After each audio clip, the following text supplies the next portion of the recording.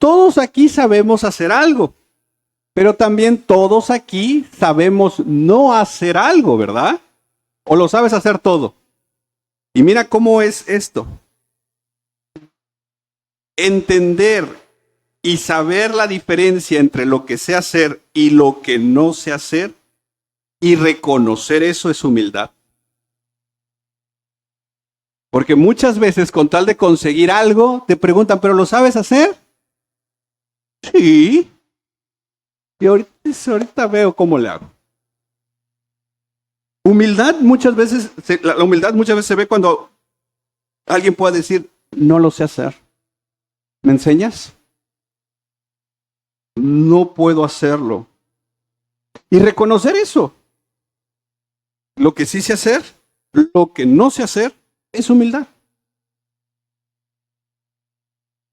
Y la vida tiene muchos momentos diseñados por Dios donde nos enfrentamos a situaciones en las cuales no sabemos qué hacer. Es más, nuestro hermano David, conectando el sermón del miércoles con su sermón anterior, hablaba de pedir sabiduría, precisamente porque no sabemos qué hacer. La sabiduría no solo es un conocimiento de ahora lo sé, no, la sabiduría es ahora lo sé y lo voy a poner por obra. Y el domingo pasado se nos hablaba entonces de cómo hacer una ofrenda agradable a Dios, que en últimas instancias se nos decía en el sermón que nuestras vidas son una ofrenda agradable a Dios y también necesitamos saber cómo nuestra vida puede ser una ofrenda agradable a Dios, porque nuestras vidas ya es una ofrenda a Dios. La pregunta no es esa. La pregunta no es si estás ofrendando a Dios tu vida, lo estás haciendo. La pregunta ¿es agradable a Dios? Y hay días o hay momentos donde también no sabemos qué hacer para que nuestra vida sea agradable a Dios. Y todos nos enfrentamos con situaciones donde no sabemos qué hacer, no sabemos qué decidir. Y es curioso porque justo en esos momentos nuestra lógica es hecha pedazos. Estamos acostumbrados a que sepamos qué hacer. Es más, a algunos ni les gusta que le digan lo que hay que hacer, ¿verdad? ¿O a ti te gusta?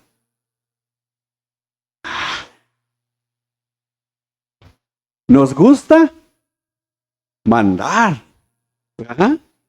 Decirle al otro lo que tiene que hacer, pero que nos digan a nosotros, eso es humildad. Y vuelvo a repetir, hay ocasiones que estamos ante una situación, nos sentimos tan desesperados, sentimos que todas las puertas están cerradas y literalmente no sabemos qué hacer y las preguntas comienzan a surgir. En el caso de quienes son cristianos, la pregunta que surge es, Señor, ¿qué hago? Y hay ocasiones que la pregunta viene acompañada de un silencio, de no escuchar nada de parte de Dios, de ir a la Biblia, abrir la Biblia y simple y sencillamente no encontrar. Uno quisiera como esta forma mística de abrir la Biblia y el primer versículo donde se dirige la mirada, decir, ah, ahí está la respuesta.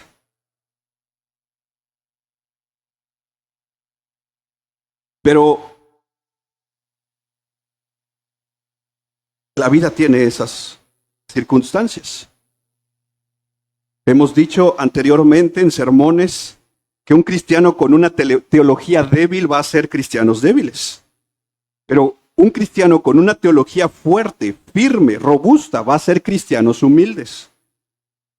Porque entre más conocemos a Dios, más vamos a conocernos a nosotros mismos. Y en la medida que nos conocemos más a nosotros mismos, llegarás a conclusiones como las que a veces tenemos que llegar y decir, no puedo. No sé qué hacer. Ya no tengo fuerzas. Pasen. Pasemos. Demos ahí un espacio, mis hermanos, a nuestros hermanos.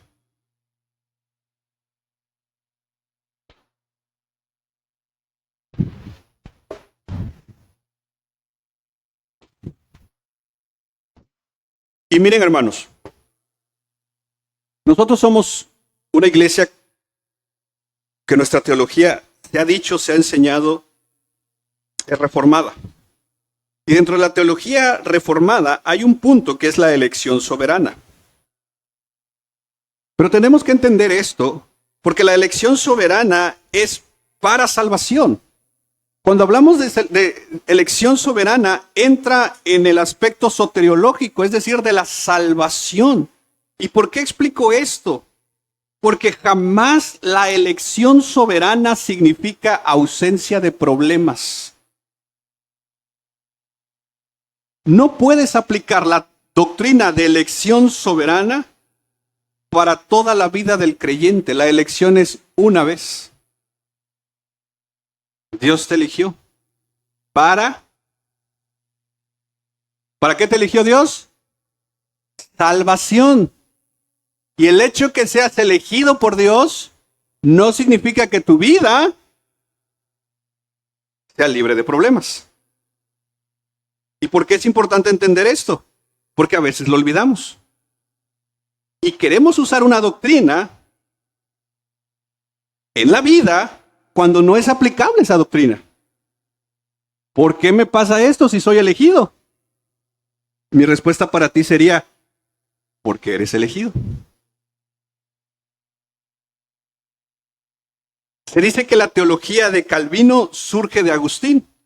Por eso se habla que la doctrina calvinista es agustiniana. Y la doctrina de Agustín surge del apóstol Pablo. ¿Y Pablo de dónde recibe su doctrina? Y inspirado por el Espíritu Santo, Pablo escribe lo siguiente. ¿Puedes poner el verso 1 del mismo capítulo, por favor? Segunda de Corintios 1:1. Mira lo que dice Pablo. Yo, Pablo, ¿qué cosa? Para ser un... Entonces, lo primero que Pablo establece aquí es que es elegido. ¿Elegido por quién? Por Dios. Luego, él dice que tiene un llamado para ser. Luego, él dice que tiene un propósito. Edificar a la iglesia. Por eso está escribiendo esta carta. Entonces, la conclusión de Pablo es, soy elegido, tengo un llamado, tengo un propósito, Dios está conmigo. Si Dios está conmigo, eso tendría que suponer algo. Y es aquí donde podemos hacer mala teología. Porque mala teología nos va a hacer pensar que por ser elegidos, por tener un llamado y por tener un propósito, las calamidades de la vida están ausentes de nosotros. Escuché a una persona orar en estos días diciendo, Señor, la enfermedad no tiene ningún derecho de estar en mi cuerpo, así que me declaro sano. Esa es una doctrina. Esa es una forma de hacer teología.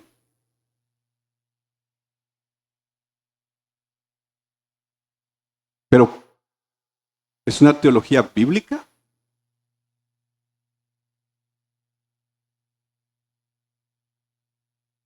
Nuevamente, el pensar, ok, soy reformado, creo en la elección soberana, tengo un llamado, tengo un propósito, pero estoy pasando situaciones difíciles.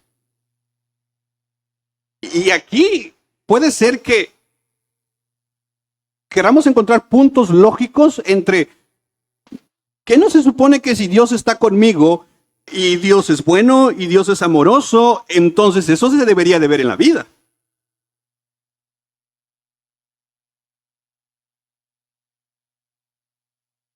A un pastor le preguntaron, si te disparo, tu Dios, que dices que es bueno y amoroso, ¿te salvaría? ¿Haría que resucitaras? Y le dispararon.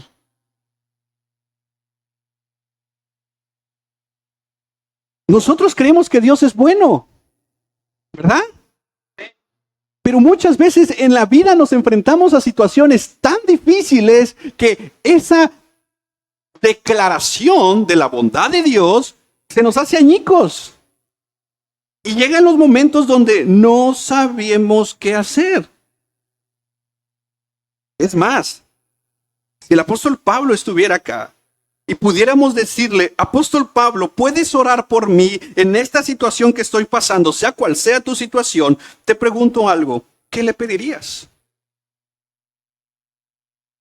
Y por favor no me malinterpretes, no te estoy diciendo que no oremos por sanidad. Claro que oremos por sanidad, claro que oremos por solucionar, porque Dios nos ayude a solucionar un problema. Claro, esas cosas no estoy diciendo que sean malas pedirlas. Una mala teología va a hacer que mi oración no sea una petición, sino se vuelva una exigencia. Declaro que tú me tienes que sanar. ¿Tú le das órdenes a Dios?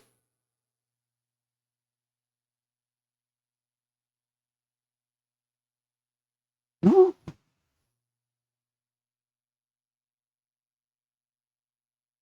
Es más, entender la oración nos va a llevar a entender que la oración, más que yo decirle a Dios lo que tiene que hacer, es someter mi voluntad a la voluntad de Dios, aunque muchas veces no lo entiendo. Hermanos, ¿cuántas veces en la Biblia Dios dice, no temas, yo te voy a explicar todo? ¿Cuántas veces lo han visto en la Biblia ese versículo? ¿Y cuántas veces ven en la Biblia, no temas, yo estoy contigo? A veces creemos que si nos los explican, si nos explicara Dios el por qué, el dolor disminuiría. ¿Quién te lo garantiza? Piensa en una situación difícil que estés pasando o que hayas pasado y que digas, ¿por qué permitiste esto, Señor? Y el Señor dijera, te voy a explicar. Ok, ya te expliqué. ¿Ya pasó el dolor? No. El valle de sombra y muerte que está en Salmo 23, no se nos dice que será quitado, se nos dice que Dios estará ahí con nosotros. Y todo creyente y aún no creyente hemos pasado o pasaremos situaciones donde, como diría el salmista, nuestras lágrimas son nuestro pan de día y de noche. Situaciones que quebrantan nuestra lógica. Situaciones cuando nuestra fe es hecha añicos. Situaciones donde pareciera que nuestras oraciones no tienen, ninguna fuerza. Situaciones donde, como le llaman los teólogos, la noche oscura del alma, donde parece que no hay ningún amanecer. Y hay hermanos, hay hermanas que esa noche oscura ha durado días, meses y años. Y el dolor sigue ahí. Y uno quisiera que ese dolor desapareciera, pero nuevamente en la Biblia no hay un elemento que podamos decir, yo voy a quitar ese dolor. Dios está prometiendo que el único lugar donde ya no habrá dolor, ya no habrá lágrimas, ya no habrá muerte, ya no habrá nada de eso, ¿dónde va a ser? ¿Aquí? Puede ser que algunos vayamos a la tumba aún con ese dolor. Pero Dios sigue siendo bueno. Pero nuestra lógica no lo entiende. Porque si Dios es bueno y Dios te ama, y hemos querido entender el amor como, si me ama me va a ir bien. Si me va mal entonces, no me ama. Y es por eso que tenemos que entender que de este lado de la eternidad, la enfermedad, la miseria, el dolor y la muerte son parte de nuestra vida. Y son cuestiones que nos recuerdan que esto no es nuestra casa. No estamos en casa, hermanos, pero vamos camino a casa. Entonces, ¿qué hacemos cuando no sabemos qué hacer? Y quiero bosquejar los versículos 8 al 11 de 2 de Corintios bajo 3 encabezados. Primero vamos a ver cómo enfrentamos la realidad de la vida. Luego vamos a ver esos momentos cuando parece no haber propósitos. Y después vamos a ver cómo Dios nos llama a caminar juntos en este camino. Empecemos con el verso 8. Sinceridad ante la realidad de la vida. Mira lo que el apóstol Pablo dice. Amados hermanos, pensamos, dice Pablo, ¿verdad? La palabra pensamos está en plural, porque en esencia, al parecer, está con Timoteo. Entonces dice, pensamos que tienen que estar al tanto de ¿qué? Que hemos atravesado en la provincia de Asia. Fuimos, ¿qué dice? ¿Hasta dónde?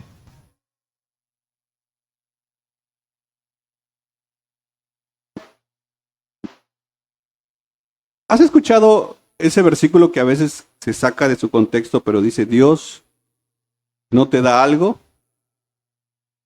que no puedas? ¿Y qué dice Pablo aquí?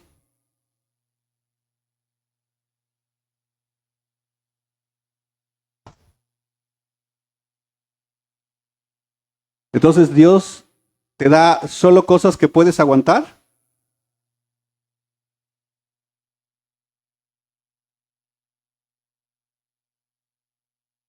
¿O Dios a veces te da cosas más allá de tu capacidad de aguantar? Si Dios solo nos diera cosas que pudiéramos aguantar, ¿buscarías a Dios? ¿Orarías? ¿Para qué? Si las puedes aguantar. Pero ¿qué pasa cuando Dios te da situaciones que sobrepasan tu capacidad de aguantar? ¿Qué haces?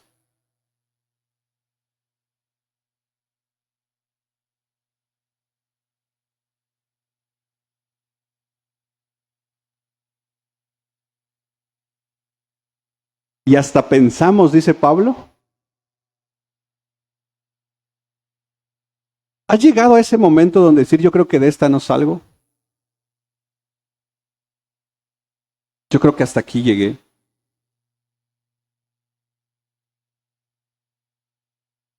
¿Qué es lo que Pablo está haciendo aquí en este versículo, hermanos? Acuérdate, esta es una carta. Que las cartas las leían a la congregación. Entonces, ¿qué es lo que Pablo está haciendo en este versículo? Está abriendo su corazón. Pablo está siendo sincero con la iglesia de Corintios. Y es curioso porque a veces hay cristianos que piensan que como cristianos no deberíamos decir que estamos desanimados o luchando. ¿De dónde sacan esas ideas? Muchas de esas ideas vienen del pensamiento positivo. Ah, no, tú tienes que pensar. Entonces Pablo no escribiría esto. ¿Y sabes cuál es la lógica de ese pensamiento? Dices, si el pastor dice que está desanimado, yo, que ni pastor soy peor. Pero esa es una mala asociación de pensamientos. Porque de entrada olvidamos que los pastores y líderes son seres humanos que pasan situaciones como las tuyas. ¿Quién te dijo que yo no paso situaciones como las tuyas?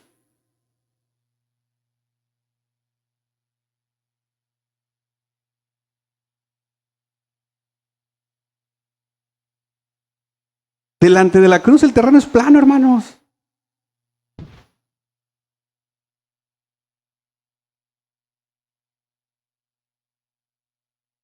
Y Pablo está siendo sincero. Sí, el apóstol Pablo está abriendo su corazón a su iglesia, diciéndole, hemos pasado dificultades difíciles. Pablo está reconociendo su humanidad. Pablo está reconociendo su necesidad. Pablo está reconociendo su debilidad y agrega el hecho de que al apóstol Pablo le parece bien, le parece correcto que la iglesia sepa lo que está pasando. Mira el versículo. Pensamos que ¿qué? No. Pensamos que ¿qué? No. Lean el versículo. Pensamos que ¿qué? Que tienen que estar al tanto. ¿Qué significa eso?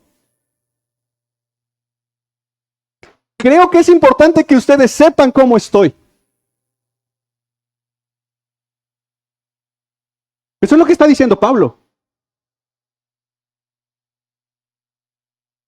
Pienso que es importante que ustedes sepan cómo me siento.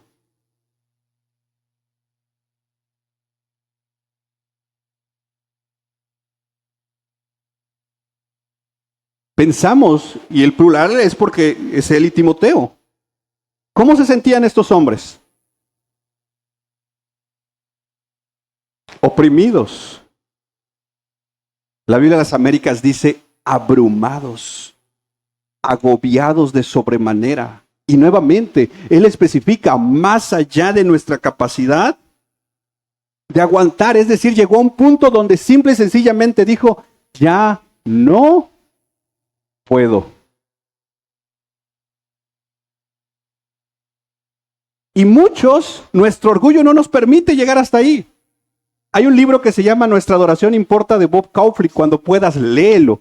Él, que es un máster en la alabanza y en la adoración, él dice, no había llegado hasta el punto de decir, ya no puedo.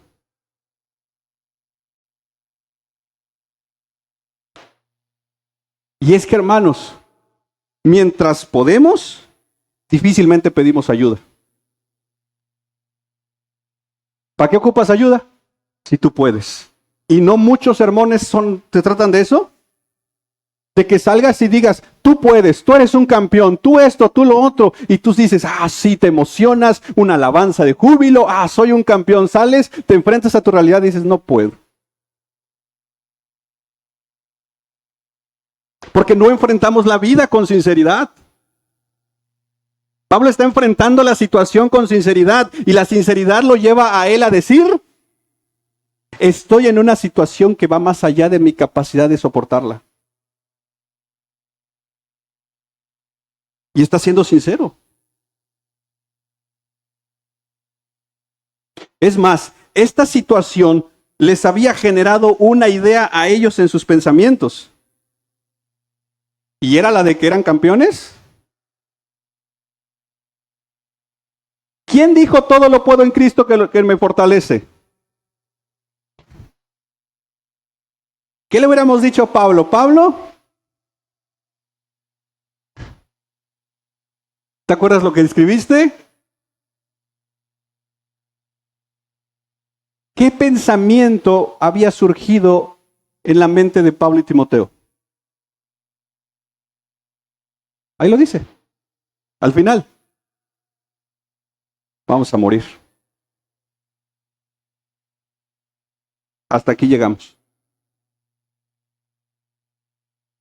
Hay ocasiones que el dolor es tan profundo que te hace pensar que ya no saldrás de esa situación. Es más, algunos, miren, cuando pasa un accidente y por ejemplo te fracturas un dedo y no lo checas y no lo componen a su cosa original, a su forma original, ¿qué pasa? Dicen, se encarna, escuché a alguien que decía, ¿no? O sea, si está torcido y no lo componen, así queda, ¿verdad? Pero hay un punto que ya no te duele, ¿verdad? Pero está torcido, ¿verdad? Ok, algunos traemos dolor en el corazón, amargura y cosas que ya no duelen, pero ahí están. Y se refleja en nuestra vida diaria, en nuestros actos, o nos desquitamos con la familia, nos desquitamos en otros lados. Hay gente que es feliz peleando. Que cualquier cosa lo hace pleito. Y a veces lo que pasa es que en esencia hay cosas en el corazón que no han sido sanadas, pero ya aprendió a vivir así. y se esconden diciendo, yo así soy.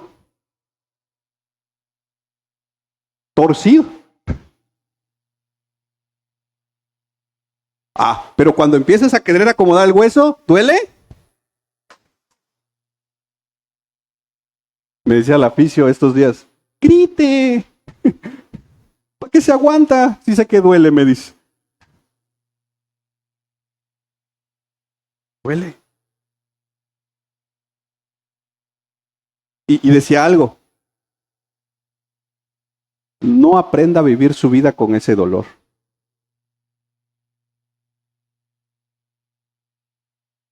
Y muchos, a nivel del corazón, hemos aprendido a vivir una vida con el dolor. Por falta de sinceridad. Pablo aquí está siendo sincero. En esencia, Pablo es como decirle a la iglesia, ¿saben qué, iglesia? No estoy bien. Necesito ayuda. ¿Qué le hubiéramos dicho a Pablo? Si hubiéramos recibido este WhatsApp de Pablo, ¿qué le hubiéramos contestado? Ya no estés triste.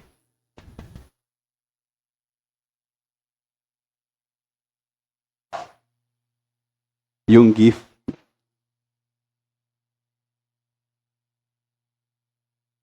Ya no te sientas así, Pablo. Dios se siente triste si tú estás triste. ¿De dónde está? Ese sí es una herejía, hermano. Dices que Diosito está llorando cuando te ve llorando. Escuchen. Coraje me da, pero dije, no es mi plática, ya me voy. No me han invitado a esa conversación.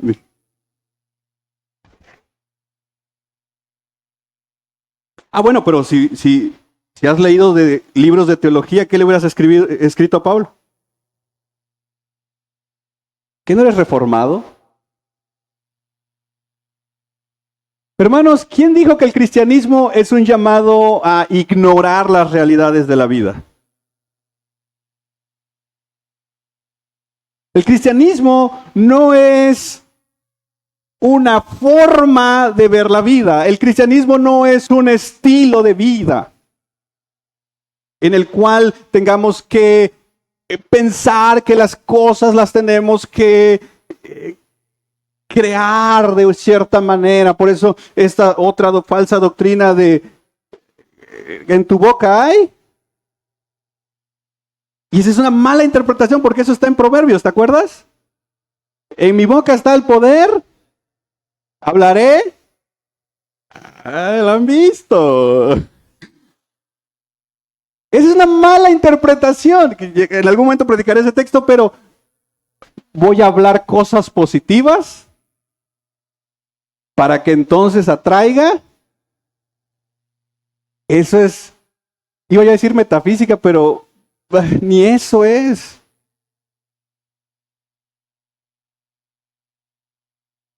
Eso es brujería, hermanos.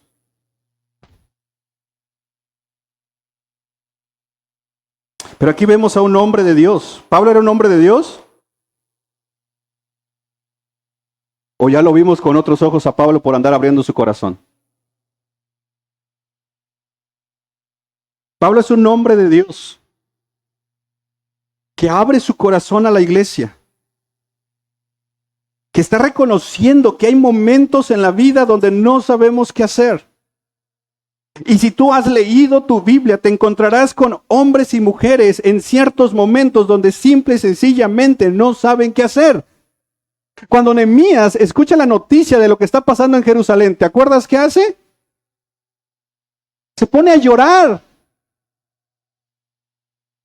El elemento que dice que se sienta, literalmente tanto se abrumó por la noticia que el hombre no se podía ni mantener de pie, que se tuvo que sentar y lo que se puso a hacer fue a llorar. ¿Te acuerdas de la mamá de Samuel? Cuando aún no tenía hijos, estaba en el altar, ¿qué? ¿Y qué le dijo el sacerdote? Digiere ya tu trago. Estás borracha. ¿Te imaginas cómo estaba esta mujer para que este hombre pensara eso? Hay momentos en la vida, mis hermanos, donde ya no sabemos qué hacer. Y una de las cosas que tenemos que entender como cristianos es el hecho que la vida a veces es hermosa, pero a veces es difícil. Y esto hace que la vida sea un misterio, que no lo vamos a entender. Asaf no lo entendía, porque Asaf, un hombre de Dios, de repente dijo, ¿por qué aquellos que ni a la iglesia vienen les va bien? ¿Por qué aquellos que están lejos de Dios, mira cómo disfrutan la vida? Y yo, que le sirvo a Dios, que me congrego, que esto, que aquello, que lo otro, me está yendo mal. La vida tiene esos misterios en los cuales nos enfrentamos y nuevamente Dios no ha prometido explicarnos esos misterios. Dios ha prometido estar con nosotros aunque no entendamos el porqué de las cosas. Y es que hay días o hay momentos cuando parece que no hay ningún propósito. Mira los versos 9 y 10. De hecho, ¿qué dice Pablo que esperaban? ¿Qué le hubiéramos dicho? No te rindas, Pablo. Échale ganas. Un pastor dice esa doctrina del échaleganismo no sirve. Pero como resultado de llegar a ese punto tan crucial, ¿qué pasó? ¿Qué dice Pablo? ¿En quién confiaba Pablo? ¿En quién confiaba Pablo?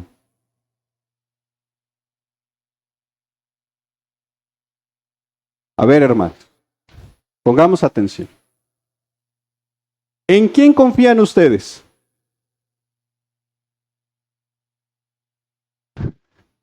¿Por qué no me responden, hermanos?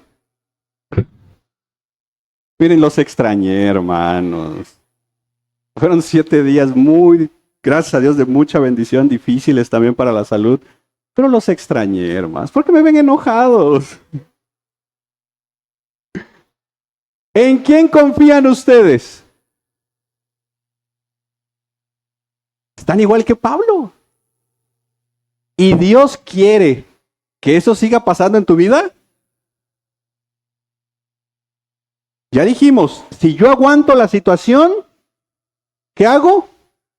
Le sigo, pues la aguanto. Eso es como cuando estás, por ejemplo, bajando algunas cosas, dices, échale, ¿lo aguantas? Sí. Pero hay un punto donde ya te pusieron más y dices, no, aquí échame la mano. Bien, entonces ya lo llevamos.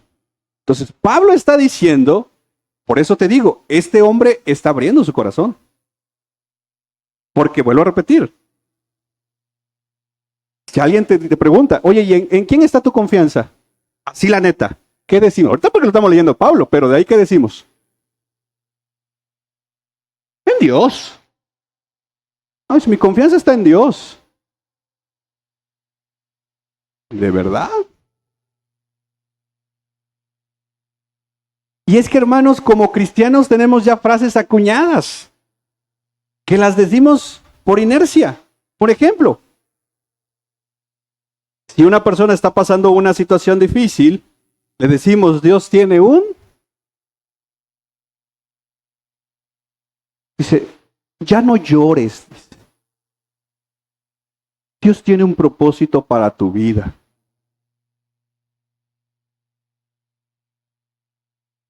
Otra frase es, confía en Dios. Todo va a estar bien. Todas las cosas. Ahora, no estoy diciendo que esas frases estén mal. El detalle es que a veces las decimos sin empatía. Claro que Dios tiene un propósito en medio de cualquier situación. Eso lo sabemos, pero saber eso no elimina el dolor de la situación. No sé si me explico. Claro que nuestro llamado es a confiar en Dios, pero en ese momento, cuando el dolor, cuando la situación difícil está, literalmente nos estamos volviendo locos. Es tan horrible lo que se siente ante ciertas situaciones que literalmente no sabemos qué hacer. Claro que todo va a estar bien. ¿Sabes cuándo todo va a estar bien? En la eternidad.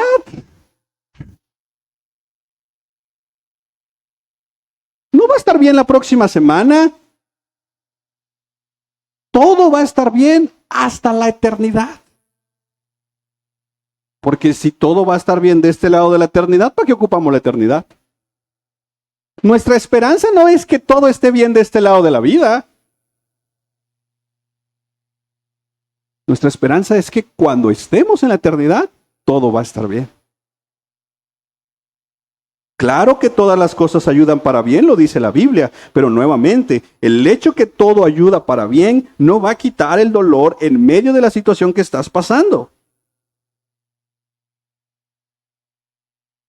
¿Cómo entiende Pablo el propósito de lo que él está pasando junto con Timoteo? Mira el verso 9 nuevamente. Esperábamos morir, pero como resultado, esa frase es muy importante en este versículo, porque lo que está diciendo es, esta situación generó algo. No generó que mi problema se solucionara, que la situación cambiara. No, esto trajo algo y el resultado es, dejamos de qué.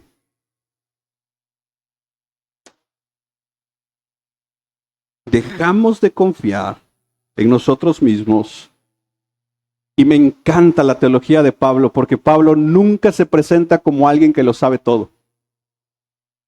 Me encanta esto, porque dice, y aprendimos. Confiar en Dios no es de un día para otro, no es una pastilla que te tomas. Confiar en Dios se aprende. ¿Y sabes cómo se aprende?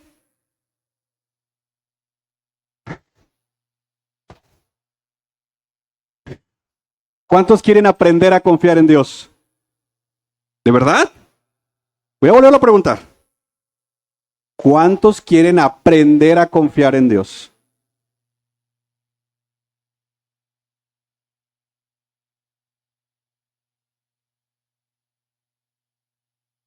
Pablo está diciendo, llegar a un punto donde pensé que me iba a morir, donde la situación me sobrepasó, donde simple y sencillamente no sabía qué hacer.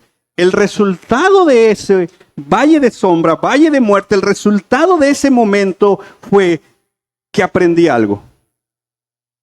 Aprendí a dejar de confiar en mí. Y es que, hermanos, tristemente, desde muchos púlpitos lo que se enseña es la autoconfianza. Tú puedes, confía en ti.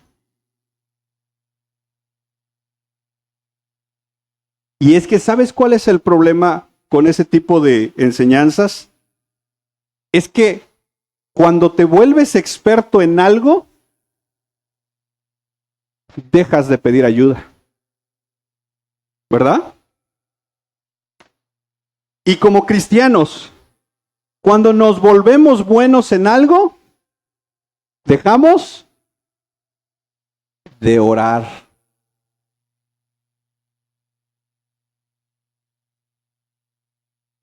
Cuando te vuelves experto en algo, dejamos de confiar en Dios. Acuérdate cuando empezaste tu llamado, tu ministerio.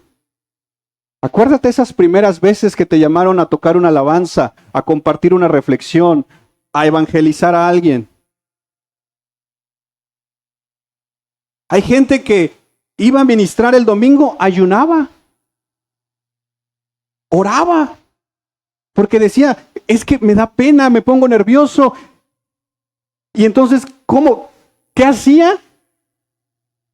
Se sometía a Dios, como diciendo, no en mis fuerzas, en las de Él. Ah, pero ¿te vuelves experto? Hermano, ¿vas a predicar mañana? Sí, claro, ahorita si quieren.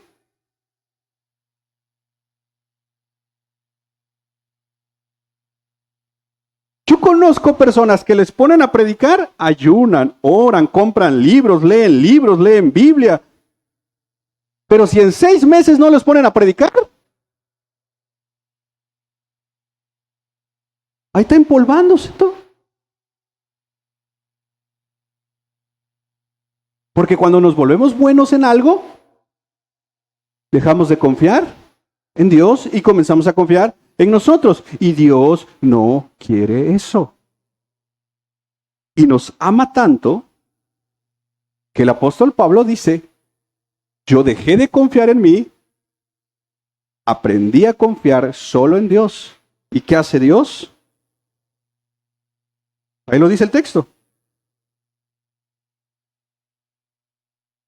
Hermanos, si a Pablo le pasó esto, ¿seremos mejores que Pablo?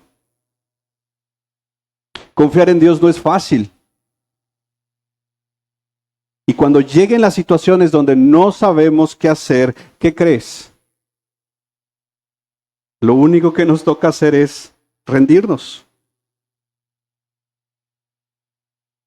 Es más, en consejería bíblica muchas veces el mejor consejo que le puedes dar a alguien que está pasando una situación difícil es, en la medida que pueda, que duerma nada más. No para olvidar el dolor, porque cuando se despierta el dolor ahí va a estar. Pero el descanso comienza a dar claridad. Cuando hay la pérdida de un ser querido, muchas veces un mal consejo es decirle a la persona que viva la vida como que si no hubiera pasado nada, que todo va a estar bien. No, si no vivimos el duelo de la pérdida de un ser querido, el corazón se puede llenar de amargura. El duelo hay que vivirlo. No se enterró un libro. Duele. Y duele mucho. Y se vale decirle a Dios, Señor, esta situación va más allá de mi capacidad de aguantar. No la aguanto, Señor. Esta situación yo no la soporto. No sé qué hacer. Y sabes, a veces el consejo de alguien viene y dice, a mí ya me pasó, no te preocupes. Es como dice el meme, ¿cómo hacer que una situación se trate de mí? ¿Qué? Si ya te pasó, habrá un elemento de empatía. Y ahorita lo vamos a ver porque Pablo lo dice en los versículos anteriores. Somos consolados por Dios para llevar consolación. Y el elemento aquí es Pablo diciendo, dejé de confiar en mí para aprender a confiar en Dios, aún en medio de una situación donde en ese momento no se ve el propósito. Pablo está escribiendo esto después de pasar la situación. En medio de la situación, ¿qué decía Pablo? No, hasta aquí llegamos. En medio de la situación parece no haber propósito.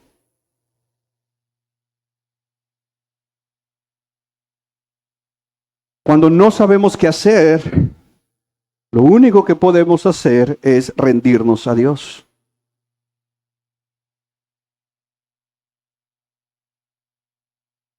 Pero qué hermoso es saber que en los valles de sombra y muerte, no solo es el hecho que Dios está con nosotros, en su soberanía y providencia Dios permite abrazarnos con una iglesia local. Mira el verso 11. ¿Qué dice?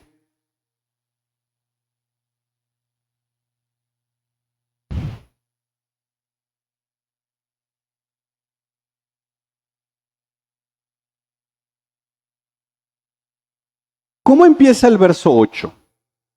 Amados hermanos. Y cuando llegas al verso 11, Pablo dice, ustedes, es decir, la iglesia de Corintios, nos están ayudando. Hay ocasiones que cuando estás pasando una situación no sabes qué hacer. Lo mejor que puedes hacer es rendirte a Dios. Pero hay ocasiones que nosotros no estamos pasando esa situación y queremos ayudar al que está pasando esa situación y no sabes cómo ayudar. ¿Te has sentido así? ¿Cómo ayudar a un hermano o a una hermana que está pasando una situación tan difícil que de entrada ni siquiera la entiendo? Porque tal vez yo nunca he pasado esa situación. Y a veces cometemos el error de decir, te entiendo. No entendemos muchas veces la situación porque cuando has pasado esa situación, sientes que nadie entiende ese dolor. Pero sí podemos ayudar. Pablo está diciendo, esta es la situación que pasamos. Sentíamos que íbamos a morir. Pero todo sirvió para dejar de confiar en nosotros y aprendimos a confiar en Dios y ustedes me han ayudado. Ustedes me han ayudado en esta situación. ¿De qué forma la iglesia de Corintios ayudaba a Pablo? Orando por ellos. Entonces, mucha gente, ¿qué va a hacer? Dará gracias porque Dios contestó. ¿Qué cosa? Pero mira la palabra que dice, Dios contestó bondadosamente, ¿qué? No fue el típico de ahí voy a orar por ti y nunca hacerlo. Es un voy a estar orando por ti. ¿Tantas? ¿Cuántas oraciones hacemos nosotros por nuestro prójimo? ¿Cuántas veces oramos por el otro? Pablo está diciendo, Dios contestó bondadosamente tantas oraciones. Hermanos, el ser un intercesor no es fácil, pero yo te invito esta mañana a que te vuelvas uno. En esencia, el intercesor dice, estos son mis problemas, tengo un buen, pero los dejo en la mano de Dios, sabiendo que Él se va a encargar a su tiempo, a su forma. Mis manos quedan. Ahora, ¿eso significa que tus problemas se solucionaron? ¿Dónde están tus problemas? ¿Dónde están? ¿Olvidados? ¿Los dejaste? Entonces, ¿qué haces con las manos libres? Te ayudo. ¿En qué puedo orar por ti? Eso es un intercesor. No está diciendo, yo no tengo problemas, soy mejor que tú, deberías hacer esto. No. Yo tengo muchos problemas. Pero los míos ya están en el trono de Dios. Quiero servirte. Quiero orar por ti. Y qué hermoso que Pablo reconoce eso, porque dice, ustedes me ayudaron. Sí, a veces se ocupa paga, pero estamos sin paga también. A veces se ocupa ir, pero tal vez estamos lejos. A veces se ocupa esto, se ocupa lo otro, y tampoco nosotros lo tenemos. Pero todos aquí tenemos un recurso con el cual podemos ayudar, y ese recurso se llama... Y si ni con eso queremos ayudar, ahí sí estamos mal. Si ni orando,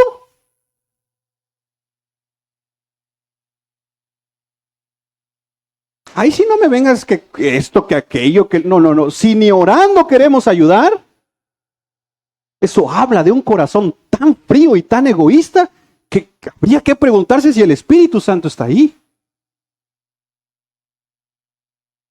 No todo es dinero. Claro, hay veces que se puede ayudar si podemos, pero hay un recurso que todos tenemos. ¿Y Dios qué hace cuando el pueblo se une a orar? ¿Qué hace Dios? Ahí está. Contesta. ¿De mala manera? ¿De qué forma contesta? Entonces, hermanos, qué hermoso es ayudarnos unos a otros en oración. Poder decirle a alguien, hermano, hermana, no sé qué decirte, pero puedo orar por ti. Hermano, hermana, no sé cómo ayudar. Nunca he pasado esta situación, no entiendo cómo te sientes, pero voy a estar orando.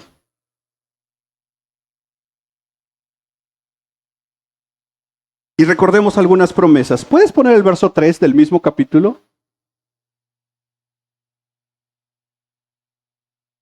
Toda la alabanza sea para Dios, el Padre de nuestro Señor Jesucristo. ¿Cómo es Dios? Dios es y la fuente de. Entonces aquí hay una muy buena forma de orar. Señor, tú eres la fuente. Te pido que traigas consolación a la vida de nuestros hermanos.